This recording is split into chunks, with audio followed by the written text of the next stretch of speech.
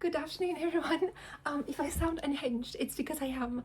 I had such a busy weekend. Actually, today is Monday, and I took the day off just because I knew that I was going to have such a busy weekend. On Saturday, I went to an etiquette class which lasted 5 hours, including lunch. It was absolutely wonderful. And then I had a quadrille class which lasted 3 hours, and I came back home completely exhausted. That was such a day. And Sunday was basically my Saturday, so I had no day off at all, and I just rested the entire day yesterday because I just didn't have any energy to do anything else. So today I woke up, had breakfast, which was artisan bread, salted butter and strawberry jam, tea, yogurt with maple syrup, and fruit. Can't remember what kind of fruit I had. Oh, what did I have this morning for breakfast? Oh yeah, it was apple juice. Actually, it was apple juice, it wasn't fresh fruit. And then I went ahead and made two things in the kitchen. I cooked and I baked. I made a tiramisu. I made an entire tiramisu. That was my first time making tiramisu. I actually bought a handheld mixer for soups, and I also bought no, sorry, an immersion blender for soups and a handheld mixer for tiramisu, for making for just whipping up egg whites into peaks. So specifically for tiramisu, because it's my boyfriend and I's favourite dessert. So I made tiramisu this morning, and then I made a quiche, so a goat cheese and spinach quiche. I'm pleased to report that both were absolutely delicious. However, it took a while, and then I had to go grocery shopping. I had to come back for lunch, and then I had to prepare for this video, and this is me just filming this video really for you. So I've had a really busy 3 days, and I took the day off really to recharge, but I haven't recharged at all. I've just been busy with doing many things, really, mostly just prepping for the week. So I bought a bento box recently as well to bring to work for lunches, and I received it yesterday. Actually, I had up till now I just had a regular just Tupperware, but I decided to buy the brand, the brand bento box, really, that I'm very much enjoying so far. So I just stuffed it full of food for the week, for my next day of work, and I just can't wait to use it, really. So it's been a busy day. It's been a busy three weeks, I suppose. Also, I've been going through a reading slump for the past 10 days or so, which you wouldn't know looking at my list of things that I've read in November, because I read 26 books in November, which is insane. But it was a marvelous month, as you're going to see in a minute. And also, last thing, but not least, this is actually my iPhone 17 Pro Max. I used to film on my iPhone 12, and I recently upgraded my phone because I just was afraid it was going to die on me at some point, so I just upgraded it, and this is my iPhone 17 Pro Max. I have no idea if the quality is any better. I'm just filming in my room as usual, and hopefully the quality is a little bit better, but I didn't do it for that, really. I just did it because I thought that my phone was going to die on me at some point. The quality was getting worse and worse, and also a few things were just not working right. So before it died on me, I just wanted a second phone. So this is my primary phone right now, my iPhone 17 Pro Max. So welcome. Its name is Belle. My iPhone 12 was Tiana, so you can see where I got my inspiration from. Okay, so diving into the 26 books, actually, just one more note. So I've been going through reading some for the past 10 days or so, which was related to mostly work, but also other things as well, just going on in my life, nothing major. And this gave me an opportunity to watch more movies. So I'm going to talk about my the movies I really love this year, and there are a few at the end of the year, because my wrap-ups are usually so long that I just can't add TV shows and movies to them as well. So let's dive into books specifically for this month of November.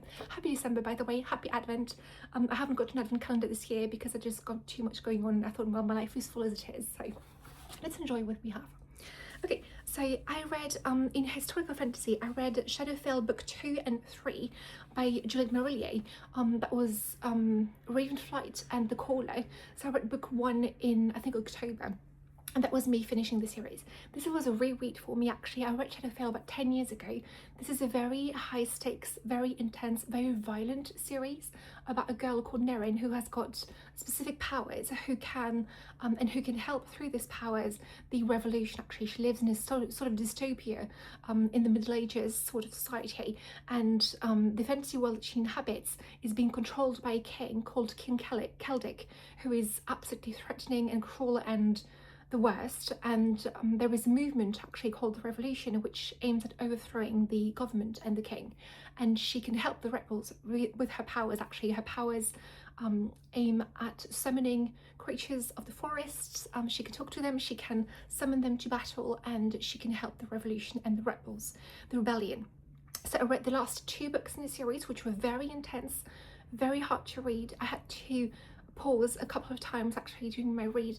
I knew that 10 years ago I absolutely loved this series. It's a YA series really, but I didn't enjoy it this much this time around. I have to say it was way too intense for me.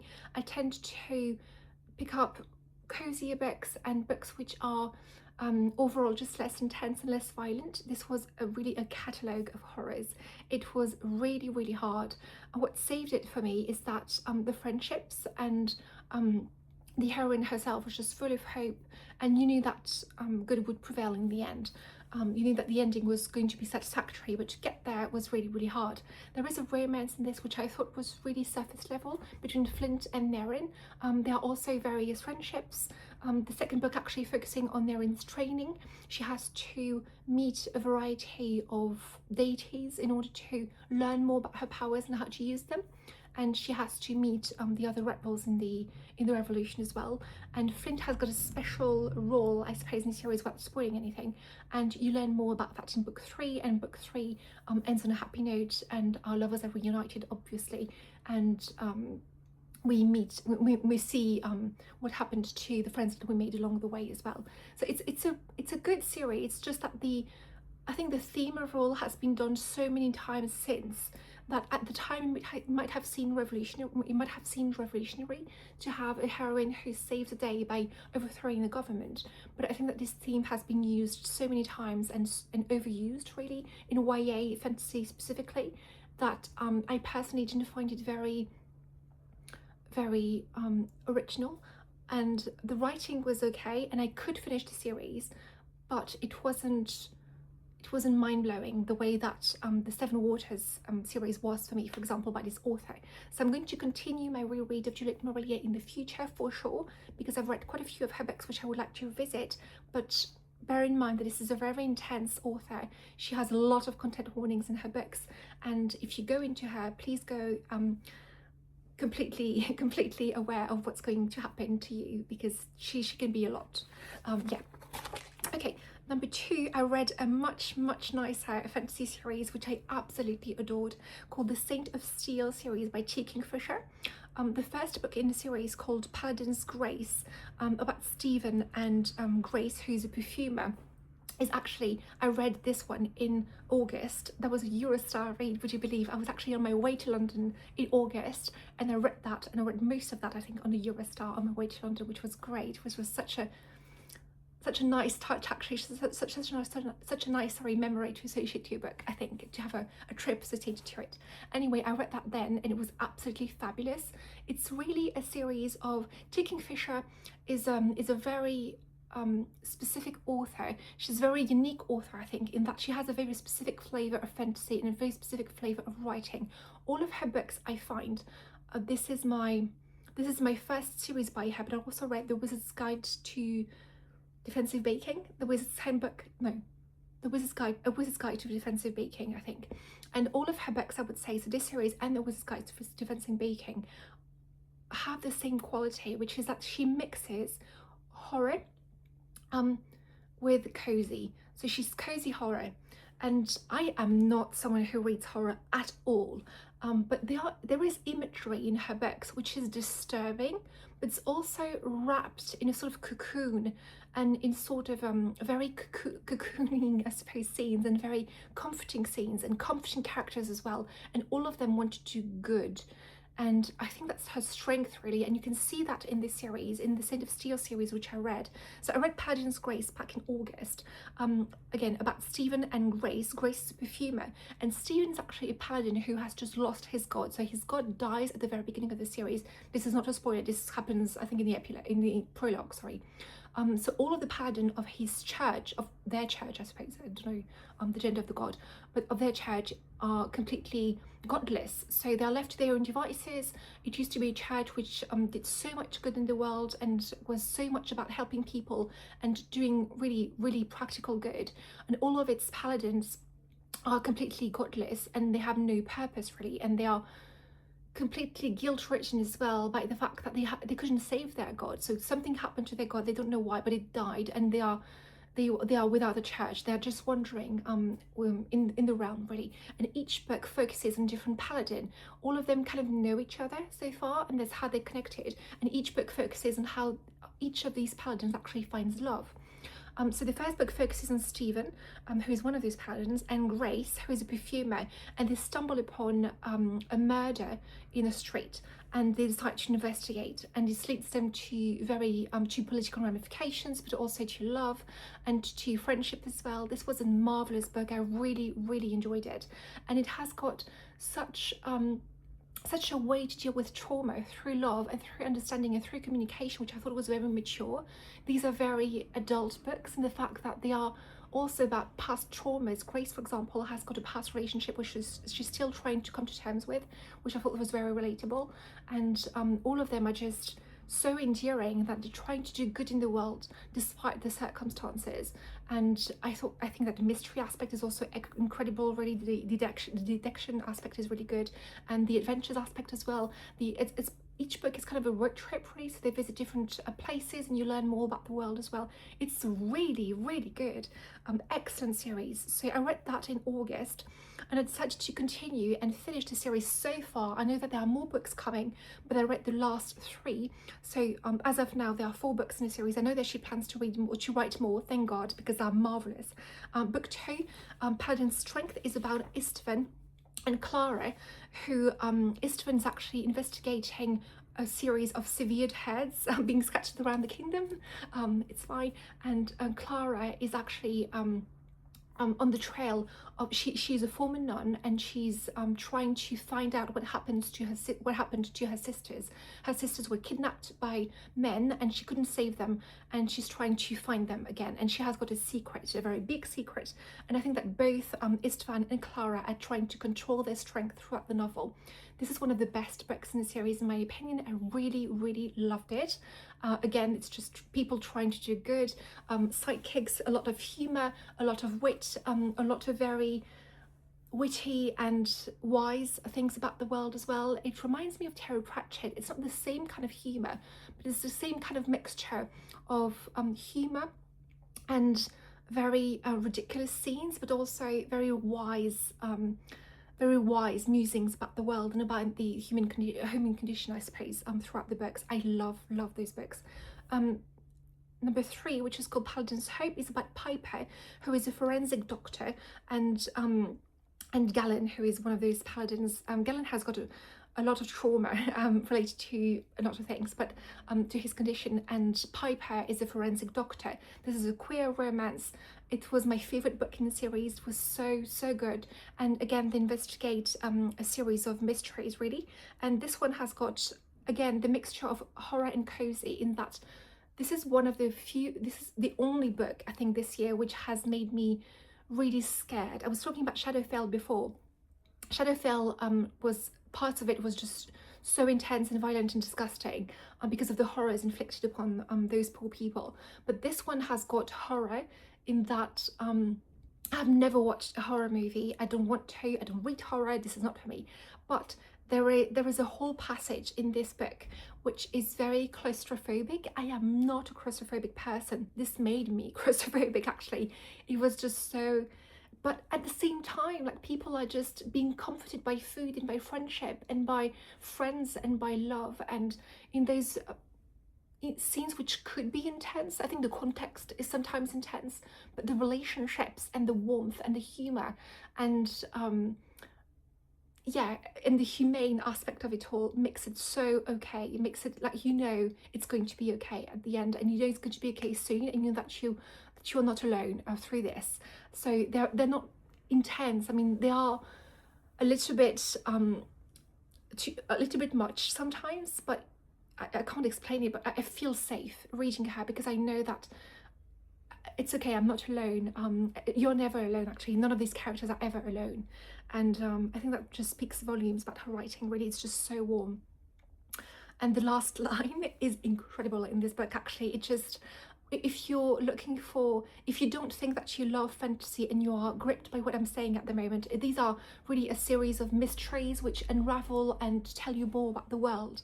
The last line in this book is going to absolutely make you scream. I screamed reading it. It was so good. It's one of the mysteries, the biggest mysteries, I suppose, of the law, which is being touched upon in this last line. I thought, oh my god, this is it.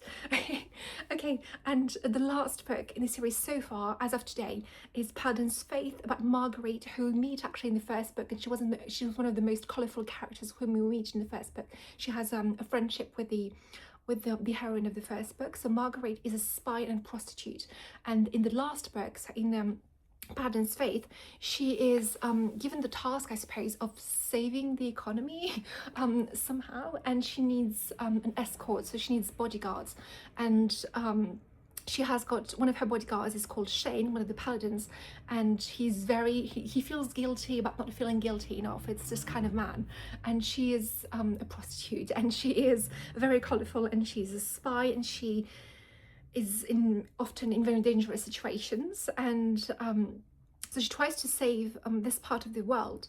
And they also have with them Ren, who is a female paladin and who lacks self-esteem, and whom I think is one of the most enduring characters in the entire series, and there are many. But yes, this was a very good story as well, and again, more of the law is revealed. I love the characters. I liked the romance a little bit less in this one because Shane is so... Marguerite is so, again, is such a loud character, I suppose, that Shane pales a little bit in comparison. But I just love being in this world so much. It's just her, again, her writing is just so warm and inviting, and I just want to spend all my time really with her. She's wonderful, Kingfisher. So yeah, I can't wait to read more books in the series. I'm going to pre-order the next one as soon as it comes out. I think the covers are absolutely gorgeous, as you can see, and I just can't wait, honestly, to read more by her. I know that she writes straight up horror stories, which I'm not going to read, but she also writes fantasy, and she also writes middle grade fantasy, actually, under the name Ursula Vernon, which is her real name. Kingfisher's pen name, and I'm definitely going to want to read that at some point as well. Moving on to, I'm so sorry, wow. Moving on to Regency romance. So I read quite a few Regency romances in November. First of all, I continued my read of the Poor Relation series by Marion Chesney, by MC Beaton, aka Marion Chesney, by reading Miss Tonks Turns to Crime, which is the second book in the series, and Mrs. Budley Falls from Grace. So Miss Tonks Turns to Crime is the Poor Relation, as I've explained before actually my October wrap up, is about a group of poor relations, so people who are from the upper classes but who have absolutely no funds and who didn't inherit anything, who depend on other people in their family to survive, really, pretty much, band together and create a hotel called the Poor Relation and try to wait on their aristocratic families well, they try to serve them and make them guilty for their being in this situation in the first place, that they will give them money in the end. And they come up with a scheme per book, really, which aims at stealing money from people in order to be a little bit more well off. So debatable. The morals of the stories, of these stories, are very debatable, but it is what it is. It's hilarious, honestly. But in Miss Tonks Turns to Crime, Miss Tonks, one of the poor relations, dresses as a highwayman to steal from her niece Cassandra, and an earl actually ends up saving Cassandra, and he falls in love with her, and Miss Tonks has to be the matchmaker in the story. They also have competition in the book in the form of another hotel, and there is a scene where they dress as Hungarian guests in order to spy on their competition and wreck havoc and make sure that the guests never come back to this competitor hotel, I suppose. It's a very, I don't know how she comes up with these plots, to be honest with you. I have no idea if she was drunk or what, but they seem completely ridiculous when told aloud, and I'm just happy to share, honestly, because they are a joy. And Mrs. Budley, for some Grace, was actually my least favourite in the series so far. So she tries to steal from an aging, what she thinks is an aging Marquess, and when Marquess actually shows up, it turns out he's absolutely handsome and absolutely eligible. So you can probably understand guess what happens next. But this was my least favourite in the series, actually, because the humour was a little bit crass, and there was a scene in particular which I thought, well, this is jumping the shark. I think I love her humour usually, and it's so ridiculous and so light-hearted and so funny. It's nothing. It's not. There's no substance honestly to these books most of the time, but this was too far for me even. So this was my least favorite in the series so far, but I think that the next 3 books are going to be back to form, so hopefully I can't wait for that. I read 2 Georgette books this month, which were absolutely wonderful. One in particular, so first I read Arabella by Georgette. Again, I posted a video last year about my goals for this year, but Georgette was one of the authors, sorry, who I was very much trying to read as much as I could from.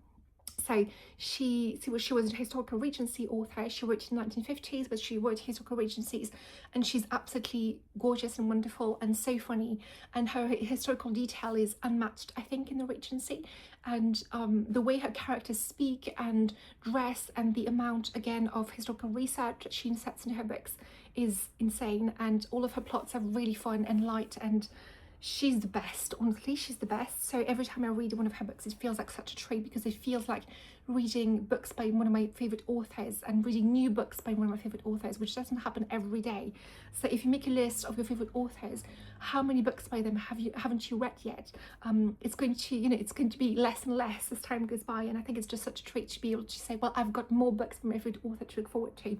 Anyway, so Arabella, she's the daughter of a penniless clergyman, and she sets off for London with the only goal of marrying a very rich husband. So, acquiring, I suppose, a very rich husband. And on her way there, she meets Beaumaris, and things happen, and he insults her in a way, and so her ego is bruised, and because of that she pretends to be a rich heiress, except that Beaumaris, to teach her a lesson, because he sees through her, to teach her a lesson, spreads the rumour that she is a rich heiress and throws her into the path of aristocratic rakes and families, and chaos ensues pretty much. However, she wins his affections by being the generous soul that we know she is, not the vapid fortune hunter that she is very much not. So this is a very, very good book. I really enjoyed it. However, I read Venetia next, and Venetia is superb and one of my absolute favourite hairs. So it's one of her best, honestly, to me, because the story is just so she shares a quality with an author I'm going to talk about later, called Carla, in that in Venetia in particular, she talks about everyday scenes which make you fall in love with someone. So not insta-love, or not instant gratification scenes, but really that love is built over time through laughter, through sharing, through friendship, through communication, through sharing hobbies, sharing scenes together, helping family. It's one of the best romances I've ever read, honestly, for its honest portrayal of what a romance is, I think. Venetia. Anyway, so Venetia, she lives with her younger brother Aubrey in an estate which actually belongs to her older brother, who hasn't returned to claim the estate for decades. So they are kind of waiting for him, but really are left to their own devices. They fall under the protection of their neighbour, who has a reputation for being an absolute rake, Demerol, and Demerol takes them under his protection, and they become friends, and they become a family, honestly. And so most of the book is spent with Venetia and Demerol bantering and arguing and talking and communicating, and Aubrey and just celebrating, just being together and being so at ease with each other, warding off Venetia's many suitors, but also just finding each other and finding family. It's a found family, really, before falling in love. So it's very much a friends to lovers kind of a book. It also has got some of the most gorgeous terms of endearments I've ever read in fiction, in romantic fiction. And it's just absolutely marvelous, honestly. I absolutely adored this. The third act is very unusual, and Venetia is just such a strong character. The third act made me absolutely love her more. She's amazing, and I love this book so much. I think it's one of her best, truly. Absolutely wonderful. There is also disability representation here with Aubrey, and I just love their sibling bond so much. Venetia and Aubrey are just such strong siblings, and I love siblings being represented in fiction. I think many of us really do. So yeah, it's also such a treat really to see siblings in fiction who actually love each other. I reread, I should say, Escapade by Joan Smith. I really wanted to read a second book by her, but I just didn't have the time, so it's going to be my next read. But Escapade was a reread. It is so good. It's an original Silver Star, really. If you've read Silver Star by Georgette, you know what I mean. Ella is actually writing a gossip column, so it's again a Regency romance, and Ella is actually writing a gossip column as Miss Prattle, and Miss Prattle writes a lot about a certain person and a titled gentleman. And this titled gentleman, the Duke of Clare, ends up inviting Ella. He doesn't know her identity at all as an authoress. He invites her to a country house party which starts a whole week. Her and a few debutantes and a few beaux. And things happen. It's very Shakespearean in that there are a lot of romances and secondary plots and secondary characters, but also the main romance is between Ella and the Duke of Clare, who are very well matched and who are very bantry and very witty together and very intellectual. And they also, this is one of the books which reminded me the most of Jane Austen, in that they are very much observers of human foibles and of human nature as a whole, and they love just and they are intellectual observers, I suppose. They're also very witty and very down to earth, but they're also a little bit removed from society, so they see it for what it is, and they can point out people's ridiculousness really for what it is. And I really enjoyed that. They are very well matched, and I love the fact that I read the comments in Goodreads, and somebody said like Miss Prattle is the original Miss Prattle is the original Miss Whistledown and Lady Whistledown, and I suppose that's true. So yeah, this was really good, and it's also very good. A lot of people just wonder, what did the rich do all day in these times? What did they do? What kind of activities did they fill their time with? And this is a very good example of what they did at the time. So a lot of competitions, a lot of games, hunting, shooting, fishing, a lot of reading also, and exploring, so lots of things really. But it's just so marvelous really to see just people enjoying each other's company on a country estate for the entire week and falling in love and having lots of friendships as well. There are female friendships in this which I really enjoyed. I think that, again, I've said that before, but I think portrayals of female friendships are just one of my favorite things ever in fiction, especially in books which are not about friendship, which are about something else, but friendship happens between two women, and that's just one of my favorite things ever, honestly. I reread Miss Grimsley's Oxford Career by Carla Kelly. I have talked about this book before. It's one of my favorite books of the year, truly. It's about Ellen, Gordon and James. So Ellen is very much a scholar. She loves reading, she loves learning, and her dream is attending Oxford University. Her never-do-well brother Gordon is actually offered a place at Oxford University, even though he doesn't care a bit about it. She's very jealous, she wishes it were her, and she follows him really, and she has classes at an academy in Oxford, not Oxford University obviously, because it didn't allow women at the time. So there is this part right here. Gordon asks her to do his homework for him. So throughout the book, she writes wonderful essays about Shakespeare for Gordon, actually, and he gets the credit for it. He acquires the credit for it. And she meets James, who is another student at the school, and they form a friendship as well. That's all I can say. But this is one of the best books I've read all year. It is so good. Again, I've said this before, just before, but Carla Kelly is excellent at drawing everyday scenes which make you believe that people fall in love, like you know why they fall in love. They have so much in common. Their personalities are different, but their minds are the same really.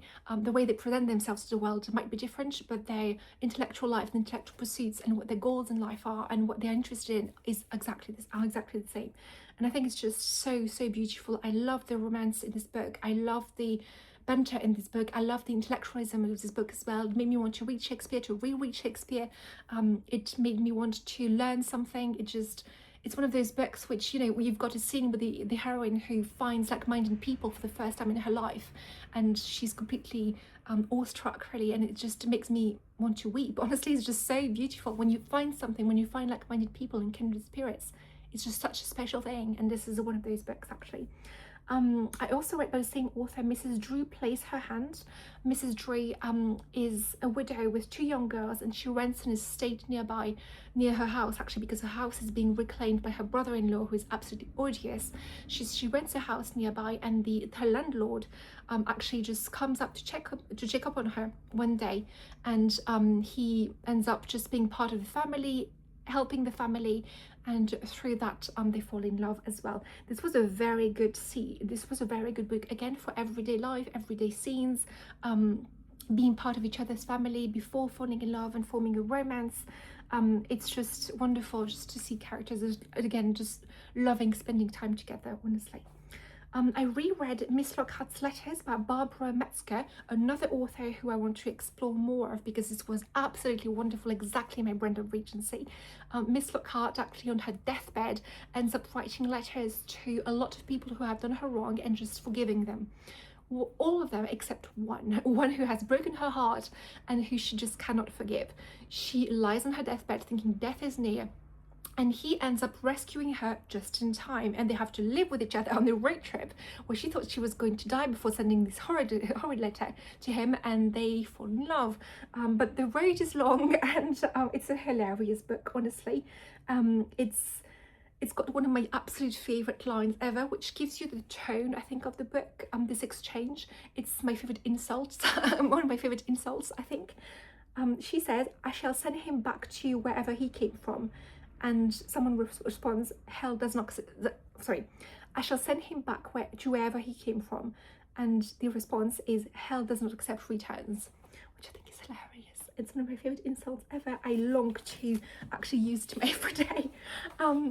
I read Emma M. Lyon 5 and 6 by Beth Brower.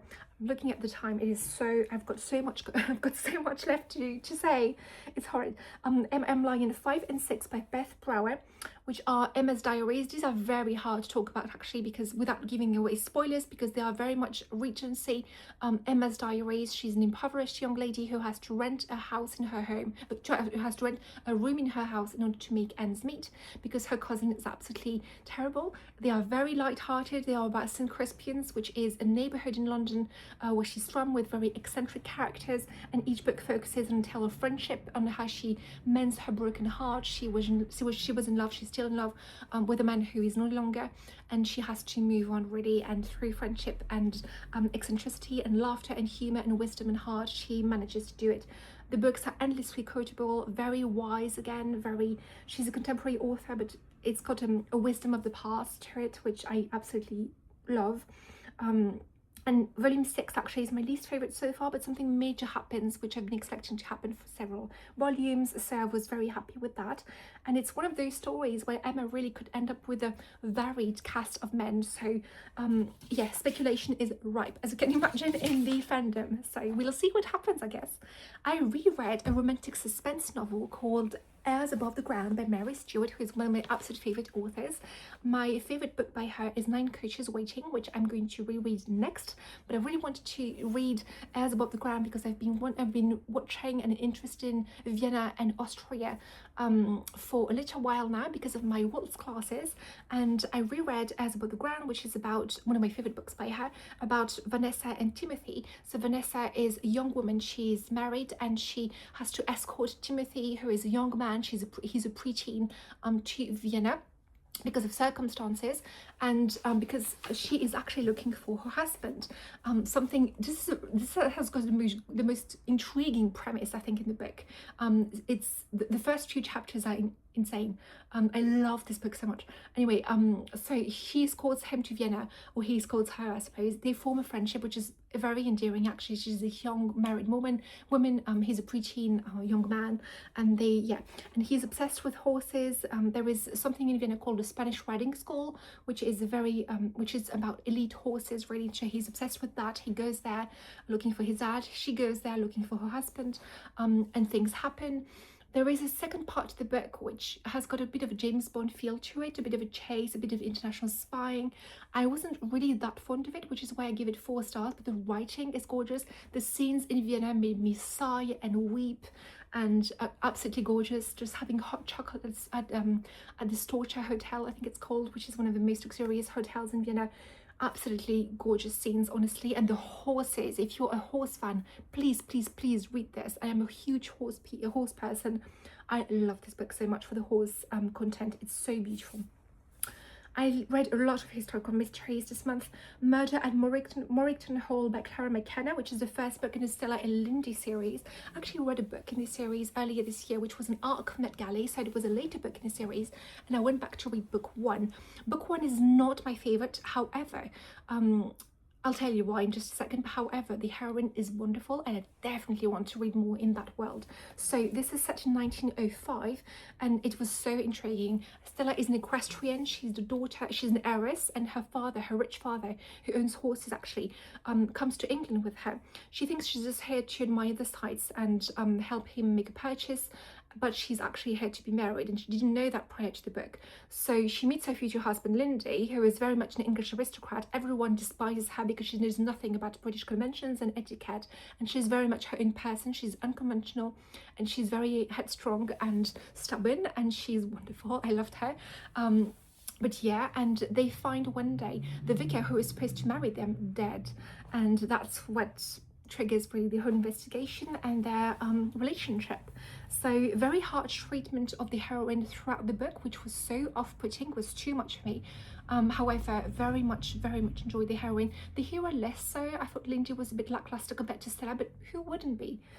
Yeah, she's wonderful. So they're definitely going to continue the series, especially because it's got, again, horses. So what's not to love? England, Edward era, wonderful heroine, horses. I mean, come on. Death at Wentwater Court by Carola Dunn, which was the first book in the Daisy Dalrymple mystery series. I had read that before. I didn't continue on with the series, I think after the first 2 or 3, but I wanted to go back and continue the series. So this was a reread of the first, not the best. It's set in 1923 about Daisy, who is a flapper. She's also a journalist, and because she's from the aristocracy, really, she's given access, I suppose, to some of the most exclusive country houses. So she has got to make a feature on Wentwater Court, and so she goes there, except murder happens and she has to investigate, and she falls in love, or they fall in love, I suppose, over the course of several books with the inspector in charge. This is not the best, I would say, because it lacks historical detail, it lacks context, and I suppose yes, historical background and richness to it, which I tend to appreciate in my historical mysteries. But it was okay, not priority, but it was okay. Jane and the Wandering Eye by Stephanie Barron, which I think is the 4th book in the in her mystery series starring Jane Austen. I have read quite a few of her books in this series, but not all of them. This one's my favorite. Jane actually in this one is invited to a masquerade ball along with the members of her family, and she has to keep an eye on the niece, the hostess's granddaughter, I think, and because she has just jilted a man, and they're afraid that he's going to come back for her. So she goes there, and someone is killed. And what I love the most about this series in general, really, in this book, is not really the plot, which I thought was so convoluted and very hard to follow because there are so many suspects and so many things happening, but the amount of details about the Regency and about Jane Austen's life in these books is unmatched. I think it's so good. And there are several notes, actually. There are lots of notes, copious notes throughout the books, and I absolutely love this kind of immersion in my historical mysteries, in my historical fiction in general. So that was a huge selling point for me, and I love that. You recognise things and you learn things along the way, which I think is just so much, so great. Sorry, I can't speak anymore, I'm just speaking so fast, just this video is not 1 hour long. Next up, A Study in Death by Anna Lee Erber. the Lady Derby series. This is book number 4 about Kira. Kira is an artist who is actually painting Lady Drummond, and Lady Drummond, she realizes during her session with her, is troubled by something, but she doesn't know why, and she doesn't interrogate her. Next time she comes to paint her, she finds her dead, poisoned by her seemingly brutish husband. But that is all what it seems. I enjoyed this one actually for the investigation, which I thought was really interesting. It's set in the Regency. Oh, it's set in the Victorian era actually, sorry. But the romances were just so hard to love, because everyone is unhappy in this actually. Everyone is so unhappy. Kira's relationship is not that great because her husband's, well, her future husband's father enters the scene, and he's a bit of a handful. And also her sister, for example, is pregnant. She's estranged from her own husband, and lots of things. So there isn't a single relationship which is actually happy in this book, which makes it a hard read. I enjoy this series as a whole, but it's not my favourite, I would say. Next up, What Darkness Brings by C.S. Harris, which is Sebastian Sincere number 8 book in the series. This is set in a Regency, and this focuses on a very short period of time. However, the amount of historical detail in this series is truly astonishing. This one focuses on the death of a jewel merchant, a diamond merchant, I suppose. And this was really good, especially since it focused actually on a very particular event in history which really happened. And you get a lot. This sent me on a trip really down memory lane, and just finding as much things as I could really online about this particular event and this particular jewels. And it's very sadly very topical. I couldn't believe that I was reading that right now. You'll see what happens when you read the book if you do, but it's a very, very interesting story actually, and great historical detail. Honestly, I love the series for that. Even though the plots actually seem samey from time to time, the investigations seem a little bit samey, the fact that they are really related to very specific events in history make them very interesting to me. I read 2 books in what I call the cozy village life genre. You'll see what I mean in just a second. I read The Brendans by Angela Thirkell, which is Barsetshire number 7 in the series, which I think Angela Thirkell is one of the best storm in a village teacup authors, as I like to call it, in that nothing much happens in a village and that makes a whole book really just people being eccentric and being so funny that you could die laughing, honestly. So this one is about Miss Brendan, who lives with her 2 children, and her husband's aunt Sissy is actually a very, very wealthy, and everyone is expecting her to die anytime really. So they are kind of gathering around her and kind of vultures and just circling around her. And the question is really who gets to inherit. So is it Miss Brendan's children or a distant cousin called Mr. Grant? And the story really revolves around that pretty much. And it's a hilarious book actually. Miss Brendan could be either infuriating or very endearing depending on your mood. I personally find her very endearing, but she's the kind of scatterbrained heroine whom I absolutely love in village stories, in that she is completely wrapped up in her children alone, and having a conversation with her is like talking to a wall.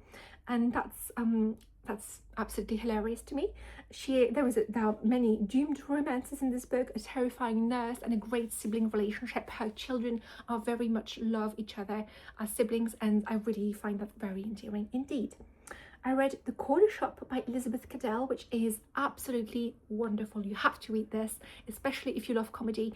This is about Lucille, who is the head of a secretary agency, and all 3 of her secretaries actually went to help a professor in a remote country in a remote country house, and they all came back after one day. So she goes there to investigate and find out what's wrong with him as a client, and she finds that all of his life is really in disarray. He's a very scholarly type of person who's all wrapped up in his studies, wrapped up in his intellectual pursuits, and he doesn't really care much about everyday life and everyday things. And there is an art plot in this. It's a bit of a mystery, I suppose. There is a romance. They're whisked away to Paris.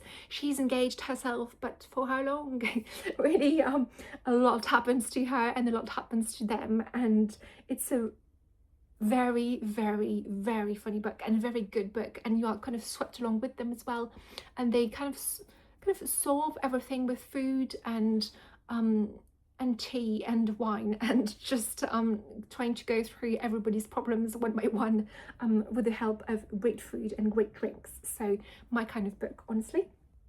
I reread The Mirror Cracked from Side to Side by Agatha Christie, read by Emilia Fox on Audible, which was my Audible Marple of the month. I absolutely adore Miss Marple. I love Agatha Christie so much, and reading her through Audible, actually through the audiobooks, has been such joy.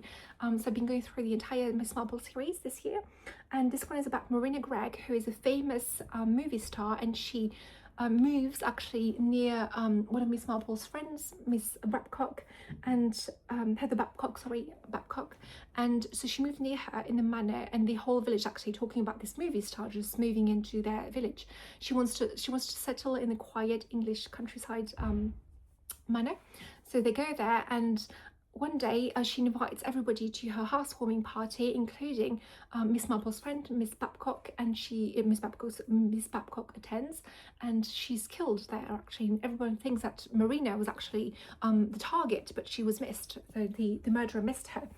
And yeah, this one is very good actually. It's got excellent insight, I think, into celebrity life, into what it's like to be a celebrity, to be a movie star in the movie industry, but also it's got very quiet and very sad, I think, reflections on the passing of time. Miss Marple keeps saying just how much the world has changed, and how much she has changed, and how much people have changed, and how what she thought was interesting and important as a young person, people don't think it is interesting and important anymore. It was a sad book, honestly. It's also based on the true story, which I don't want you to say anything about because it's a huge spoiler, but the solution actually is based on a true story, which really happened to what I think is perhaps, along with Vivien Leigh, perhaps the most beautiful golden age of Hollywood actress there was. But yeah, when I read that, it was just so heartbreaking, honestly. Excellent book, one of her best, I think. I also reread a history book called The Husband Hunters, Social Climbing in London and New York by Cosy. I have talked extensively about my love of the Gilded Age, and I read a few books about Gilded Age history this year, and this was one of the many. This is the last one I read. This is actually a reread, and I listened to this on Audible actually. So Cosy is one of my favorite authors. She is very readable. She's a very good historian. I think she's a journalist as well. She has a column somewhere, and she writes very readable books. This was a group biography. This is not a genre for everybody. One of them, some of the few comments I read actually about this book, which gave it less than 4 stars, I would say, were all about it being a group biography and that there were so many names. It's true. Each chapter actually focuses on one of the cash for coronet heiresses who came from America with lots of money and who married into the aristocracy in England between, I think it's 1876, is it? 1874 to 1905. There were a lot of those marriages actually of American heiresses with lots of money marrying English aristocrats who had huge estates but were very cash poor. And there were lots of that. Jenny Jerome, who was Winston Churchill's mother, actually did that as well. And so many of them. Consuelo Vanderbilt, who is one of the famous ones as well. I read a lot of books about the Gilded Age this year, so a lot of the names were familiar to me, but it's just such a good group biography, and it's actually a very good introduction, I think, to this area of to this era of history, because it just gives you, I think,